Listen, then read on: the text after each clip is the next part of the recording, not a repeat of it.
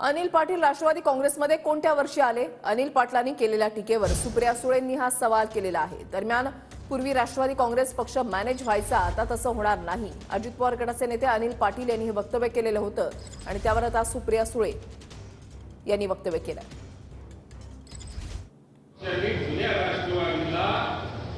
पूर्वी जसं मॅनेज करून घ्यायचे तसं आता राष्ट्रवादी काँग्रेस पक्ष येणाऱ्या काळात कोणत्याच पक्षाला मॅनेज होणार नाही।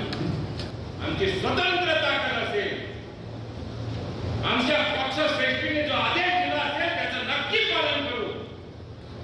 येणाऱ्या काळामध्ये आमची ताकद जर का ज्या पद्धतीने ज्या मतदारसंघात वाढताना आपल्याला दिसत असेल त्या ठिकाणी आम्ही तुमच्या येणाऱ्या काळात दावा ठोकल्याशिवाय सुद्धा राहणार नाही।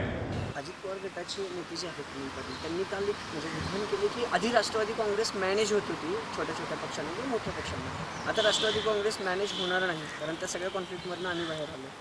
ते राष्ट्रवादी काँग्रेसमध्ये कुठल्या वर्षी आले हो? कुठल्या वर्षी आले राष्ट्रवादी काँग्रेसमध्ये? त्यांनाच विचारा ना।